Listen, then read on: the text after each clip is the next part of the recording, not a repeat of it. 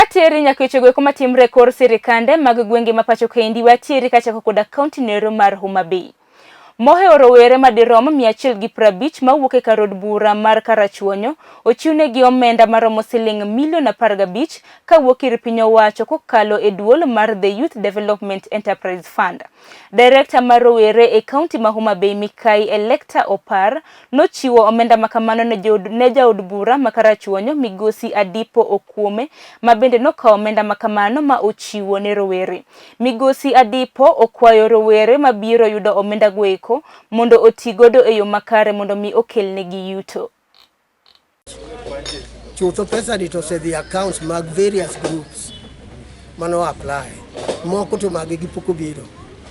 To mose biro awaneno ni mondo wa chiw kawuono. Ai marach wach Covid omiyo okanyal luongo youth duto, okanyal luongo youth mamoko bende ma oyudo gini.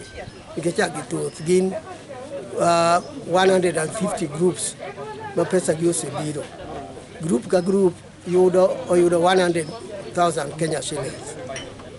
To kora waluongo mana manok to represent the rest. To wachiko gi youth go mobiro ni gimbe gi konya nyiso jowadgi. Kendo lando ni nyithi Karachuonyo, youth ma Karachuonyo te.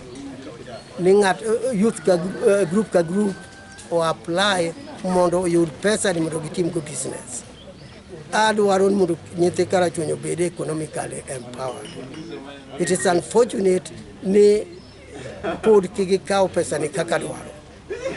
Ingen ma is a strange situation mane makwayo ji mondo kaw pesa. Kakwayo gi gimomiyo nikech adwaro mondo ng'ato ka ng'ato bedie gi nyalo mare owuon obed gi gimoyudo mamare ma ok owe nyithi Karachuonyo bedo jokwecho. Ma ok owe nyithi Karachuonyo ni iwuoyo mana gonya. Nyinga Evan Samayo an japuonjre mar Jaramogi Oginga Odinga University of Science and Technology. Association miluongo ni KOSA an matelo ne education committee.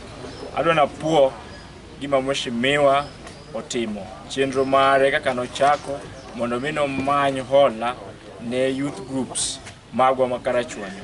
Mheshimiwa wapuoyo tich mitimo kendo an gima daher kwayo nyithindwa mathiso momi pesa ni watiw kod pesa ne yo makare mondo mi wayud yo kendo thuolo mwanyalo dongore godo e yo mowinjore mondo wae weche moko mag gonya. Ongera mheshimiwa, ongera wuon kuome.